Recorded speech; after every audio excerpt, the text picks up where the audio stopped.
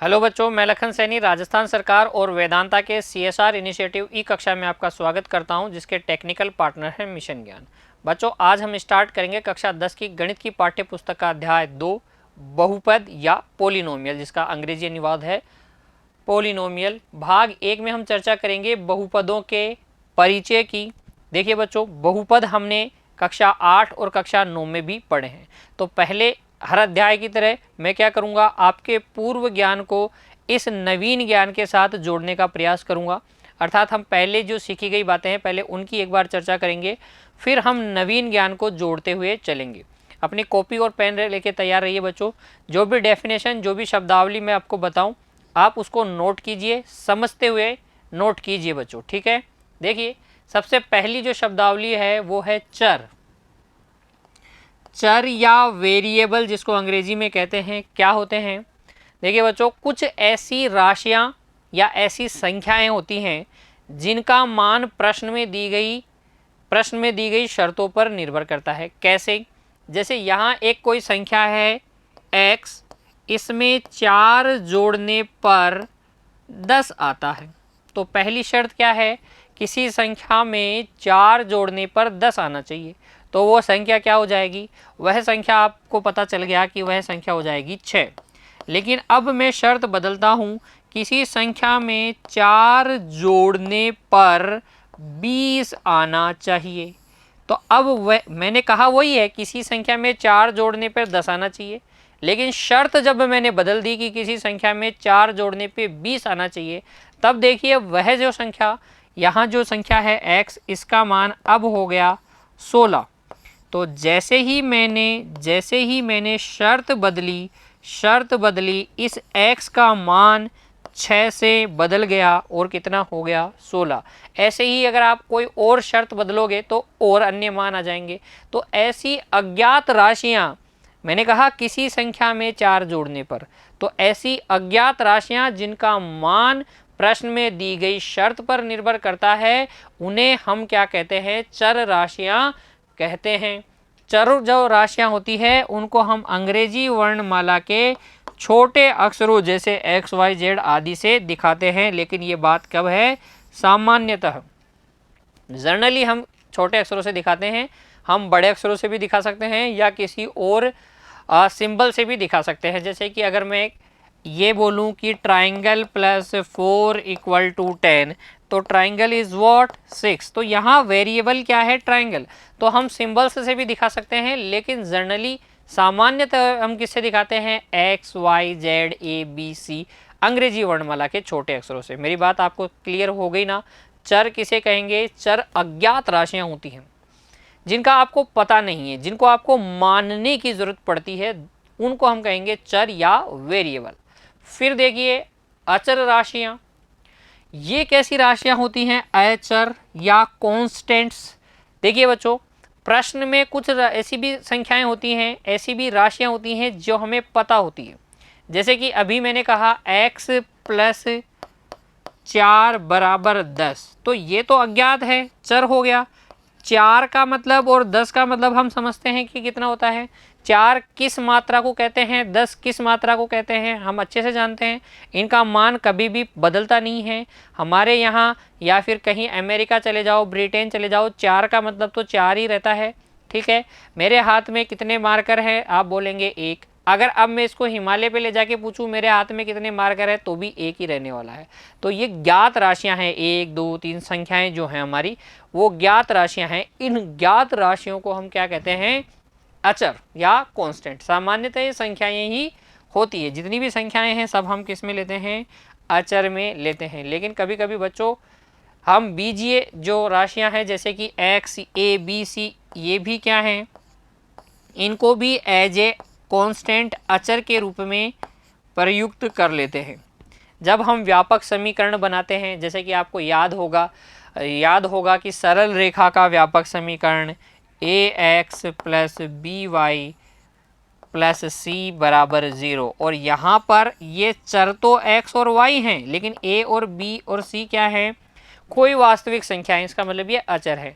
तो मैंने सिर्फ ये कहा है कि अचर को सामान्यतः संख्याएं होती हैं, लेकिन हम कभी कभी जब व्यापक समीकरण लिखते हैं तो ये A B C X Y Z, इनसे भी हम किसको दिखाते हैं, अचरों को दिखा सकते हैं।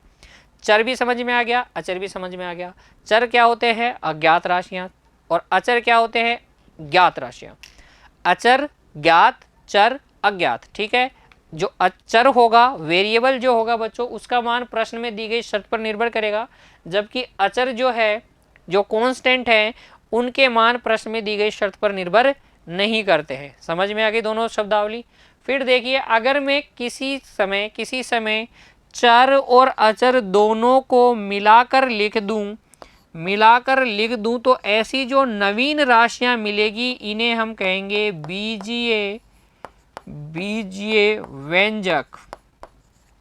बीजीय व्यंजक समझते हैं आप, जैसे कि 1/x + 3, ये क्या है, बीजीय व्यंजक। क्यों, क्योंकि इसके अंदर चर भी है, अचर भी है, ठीक है। तो चर या अचर दोनों से मिलकर, दोनों भी हो सकते हैं, एक अकेला भी हो सकता है, जैसे कि 9 ABC, ये एक क्या है, बीजीय व्यंजक है। अब आप बोलेंगे कि सर इसके अंदर कांस्टेंट तो हमें नहीं दिख रहा, लेकिन नहीं होगा तो भी। अच्छा, 5 ये भी क्या है, एक बीजीय व्यंजक है।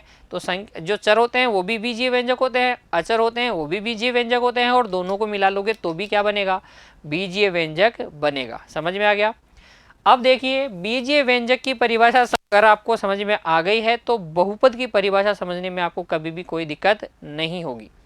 देखिए, किसको बोलेंगे बहुपद, ऐसे बीजीय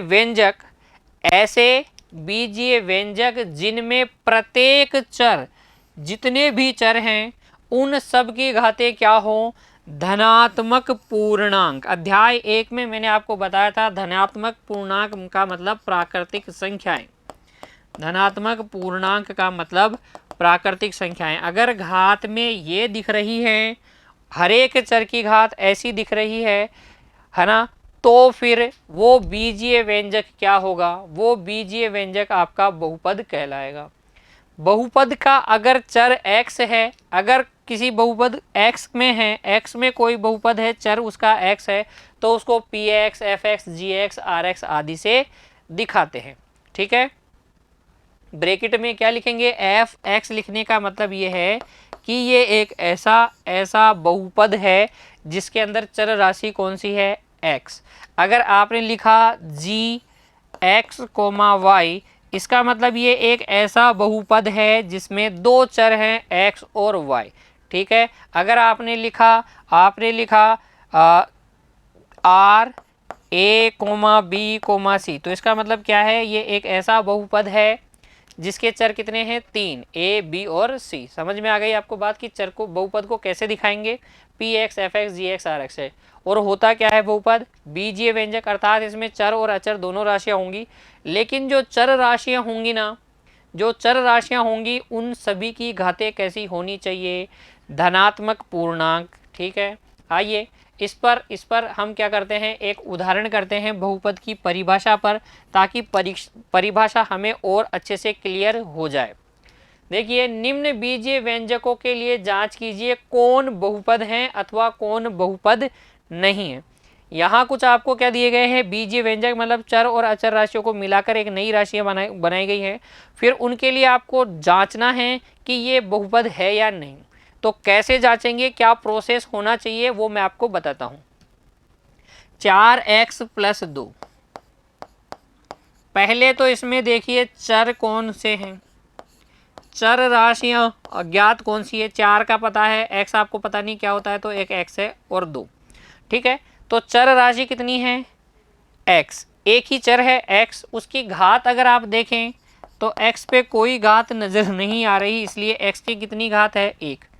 ये जो घात आपको दिखी है 1, क्या ये धनात्मक पूर्णांक है, बिल्कुल ये धनात्मक पूर्णांक है, इसलिए ये जो बीजीय व्यंजक है इसके लिए आप बोलेंगे कि भाई तू तो बहुपद है। क्यों, क्योंकि तेरे पास ऐसे ही चर है जिनकी घातें धनात्मक पूर्णांक है। अगला देखें, यहाँ पर जो चर है y है, इसमें चर आपको y नज़र आ रहा है, y है अज्ञात राशि, और y की अगर घातें देखें, अगर इसकी घातों की मैं बात करूं तो इस पद में जो है y की घात 2 है, इस पद में y की घात 1 है। तो y की घातें जो हैं कितनी हैं, 1 2, ये सभी घातें धनात्मक पूर्णांक है ना, तो ये भी क्या है, बहुपद है। ये भी क्या हो गया, बहुपद हो गया, क्वालिफाई कर गया बहुपद होने के लिए। ठीक है, ऐसे ही इसमें देखिए चर राशि तो कौन सी है, x, और घातें अगर मैं देखूं तो इस पद की घात है 3, इस पद में x की घात है 2, यहाँ x की घात है 1, और ये सारी घातें कैसी हैं, धनात्मक पूर्णांक है, इसलिए ये भी क्या है, बहुपद। देखिए इसकी घात देखने की कोई ज़रूरत नहीं है, इसकी घात 2 की घात इसमें क्या है, 2 की घात है 1/2, रूट का मतलब होता है घात 1/2, लेकिन हम किसकी घात देख रहे हैं, सिर्फ चर की घात देख रहे हैं, अचर की घात से हमें कोई लेना देना नहीं है। क्वालिफाइड है ये बहुपद होने के लिए, तो ये लो ये भी क्या है, बहुपद है। तीनों अभी तक क्या है, बहुपद है।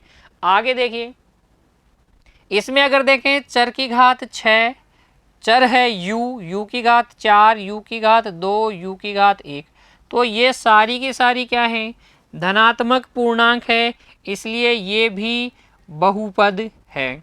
फिर आगे देखिए यहाँ पर 1/x-1, तो यहाँ अगर आप देखें तो चर जो है प्यारे बच्चों x है, और x की घात दिख तो कितनी रही है, दिखने को x की घात अभी आपको 1 ही दिख रही है, लेकिन क्योंकि ये जो व्यंजक है किस में लिखा हुआ है, हर में लिखा हुआ है, तो जिस दिन आप इसको अंश में लेके जाएंगे, जिस दिन आप इस 1/x-1 को हल करने जाएंगे, तो x की घातें आपको कैसी मिलेगी, ये मिलेगा x-1 की घात -1, और अब इसकी घातें कैसी मिल जाएंगी आपको, ऋणात्मक मिलेगी, ऋणात्मक घातें मिलने वाली है, और ऋणात्मक मिलते ही आप बोलेंगे कि ये बहुपद नहीं है। समझ में आ गया, बहुपद। यहाँ देखिए x की घात कितनी है, चर है x और उसकी घात है 1/2। अब 1/2 पूर्णांक तो नहीं होता, अरे गिनती में थोड़ी बोलते हैं 1/2, तो नहीं बोलते, तो इसका मतलब ये भी बहुपद नहीं है, बहुपद नहीं है। अब अगर आप देखें तो यहाँ पर x की घात 2 है, यहाँ x की घात 1 है, लेकिन क्योंकि ये व्यंजक जो है अपने आप में हर में लिखा हुआ है, इसलिए ये भी बहुपद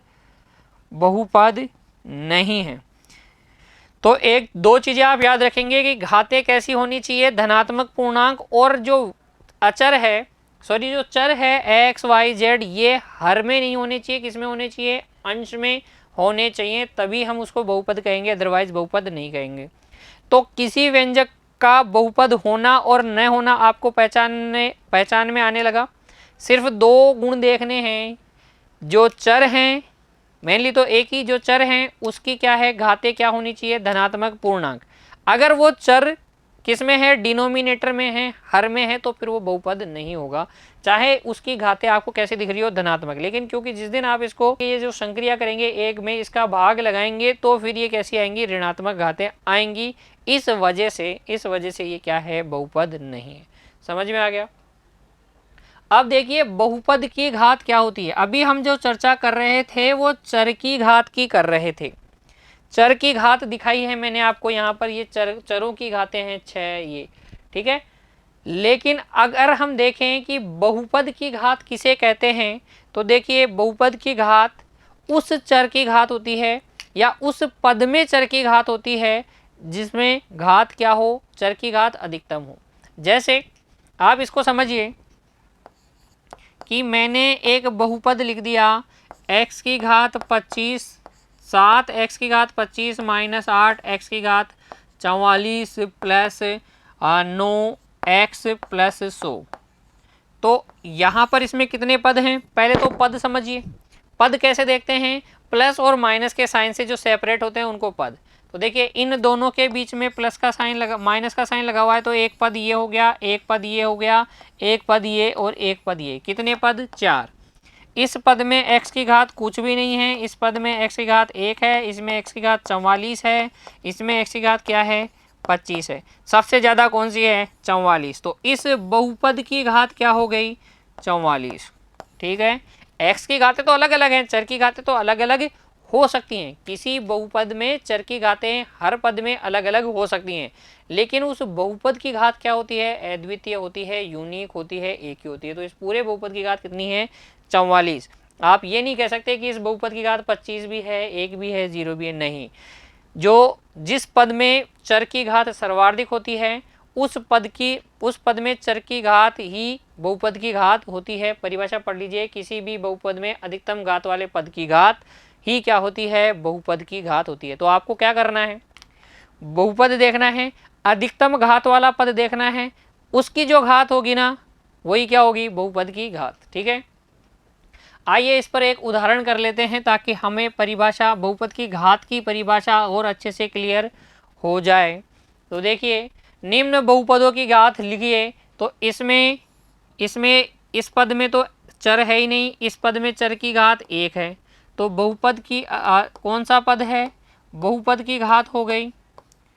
बहुपद की घात किस पद में घात सर्वाधिक है, इस पद में घात सर्वाधिक है, इस पद में घात सर्वाधिक है कितनी 1, यही क्या हो जाएगी बहुपद की घात। यहाँ देखिए, इस पद में घात कुछ भी नहीं है, चर ही नहीं है, इस पद में बहुपद के चर की घात 1 है, इसमें चरों की घात कितनी है 2। तो सर्वाधिक घात वाला पद ये है, सर्वाधिक घात वाला पद ये है। तो इससे ही हम क्या लेंगे बहुपद की घात लेंगे, और यहाँ से हम बोलेंगे कि बहुपद की घात कितनी है 2। यहाँ से हम बोलेंगे कि बहुपद की घात कितनी है 2। ऐसे आप देख सकते हैं, इस बहुपद की घात कितनी है 3, इस बहुपद की घात कितनी है 6।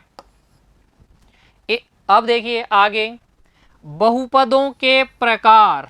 बहुपद की घात पढ़ने के बाद में हम पढ़ने वाले हैं बहुपदों के प्रकार। घात आपको समझ में आ गई ना, कि किसी भी बहुपद के जितने पद होते हैं उनमें किसी ना किसी पद में क्या होगी चर की अधिकतम घात होगी, वही घात क्या होती है बहुपद की घात कहलाती है। अब देखिए, बहुपदों के प्रकार यानी कि हम करने वाले हैं बहुपदों का वर्गीकरण, उनको बांटने वाले हैं अलग अलग कैटेगरी में। कैसे बांटेंगे भाई, 2 आधार हैं, या तो हम उसमें पदों की संख्या देख लें कि उस बहुपद में कितने पद हैं, या हम देख लें घात, उस बहुपद की घात कितनी है। तो देखिए, अगर एक ही पद वाला क्या है बहुपद है तो उसको एक पदीय बहुपद बोलते हैं। ऐसे ही 2 वाले को द्विपदीय, 3 वाले को 3 पदीय आदि, 4 वाले को 4 पद वाला बहुपद, 5 वाले को 5 पद वाला बहुपद। इंपॉर्टेंट क्या है घात के आधार पर। अगर एक घात है, चर की सर्वाधिक घात 1 है, तो उसको बोलते हैं रेखिक बहुपद या एक घातीय बहुपद। 2 घात है तो द्विघातीय बहुपद, 3 घात है तो त्रिघातीय बहुपद, 4 है तो 4 घात वाला बहुपद इत्यादि। ठीक है, अब देखिए, अगर कोई बहुपद कैसा है रेखिक बहुपद है, रेखिक बहुपद है, तब उसमें एक चर की घात कितनी होगी 1। तो ये और एक की जगह क्या नहीं होगा 0। तो रेखिक बहुपद आपको हमेशा ax प्लस b के रूप में देखने को मिलेगा। रेखिक बहुपद आपको सदैव किस रूप में देखने को मिलेगा ax प्लस b के रूप में। ये क्या है इसका व्यापक रूप है। रेखिक बहुपद अगर आपको किसी दिन मानना पड़े तो आप कैसे मानेंगे, माना ax प्लस बी क्या है एक रेखिक बहुपद है। ऐसे ही द्विघात बहुपद का व्यापक रूप या मानक रूप हम देखें, द्विघात बहुपद वो उसका रूप कैसा होगा A X square plus B X plus C के टाइप का, और ए की जगह 0 नहीं होना चाहिए। अभी चर्चा करेंगे कि ए की जगह 0 क्यों नहीं ले सकते। ठीक है, ऐसे ही अगर त्रिघातीय है, त्रिघाती बहुपद है, तो फिर उसका व्यापक रूप क्या होगा, वो होगा A X cube plus B X square plus C X plus D. यहाँ पर भी A is not equal to 0। अब मैं बताता हूँ कि ए की जगह ज़ीरो के लिए क्यों मना किया है। अगर आप ए की जगह ज़ीरो ले लेंगे प्यारे बच्चों, तो वो ज़ीरो एक्स क्यूब से गुणा होके सबको ज़ीरो कर देगा, यहाँ ये बचेगा ही नहीं, फिर ये कैसा हो जाएगा, द्विघाती बन जाएगा। किसी भी घात का अगर बहुपद है तो उसका गुणा, उसमें सर्वार्धिक घात वाला तो आपको दिखना ही चाहिए, वो एक पद में चलेगा, लेकिन आपको उस पद को जीरो नहीं करना है, सर्वार्धिक घात वाले पद को जीरो नहीं कर सकते आप। अगर आपने उसी को जीरो कर दिया, जैसे अगर आपने यहाँ पर एक की जगह जीरो रखा तो ये सिर्फ b बचेगा, जिसको हम क्या बोलते हैं, अचर। यहाँ इसको जीरो कर दिया तो यहाँ bx प्लस सी, तो ये रेखिक में बदल जाएगा, ये किस में बदल जाएगा, द्विघात में बदल जाएगा। तो यानी कि सर्वार्धिक घात वाले को आप क्या नहीं कर सकते, उसका गुणांक जीरो नहीं कर सकते। इसी को बोलते हैं लीडिंग कोफिशिएंट ऑफ पॉलिनोमियल। क्या बोलते हैं, leading coefficient of the polynomial. ठीक है, समझ में आ गया कि बहुपदों के प्रकार कैसे देखते हैं हम, रेखिक कैसे देखेंगे, घात के आधार पे कैसे देखेंगे, पदों के आधार पे कैसे देखेंगे, रेखिक बहुपद क्या होता है, द्विघात बहुपद क्या होता है, त्रिघात बहुपद क्या होता है।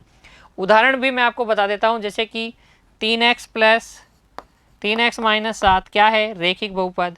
यहाँ देखिए x square minus 2x plus 7, दो घात वाला। ऐसे ही X cube minus X square plus X plus 1, ये क्या है, तीन घात वाला। और भी आप अन्य अपनी मर्जी से उदाहरण दे सकते हैं। तो बहुपदों के वर्गीकरण से संबंधित जो मैंने आपको चीज़ें बताई हैं सब आपको समझ में आ गई। ये व्यापक रूप जो मैंने आपको बताए हैं ये भी आपको समझ में आने चाहिए, कि किसी दिन अगर आपको द्विघात बहुपद मानना पड़ जाए किसी प्रश्न में, तो आप ऐसे मानेंगे A X square plus B X plus C और A is not equal to 0। समझ में आया बच्चों। आज की क्लास में इतना ही, मिलते हैं अगले वीडियो में। तब तक के लिए खुश रहिए, प्रैक्टिस करते रहिए। धन्यवाद।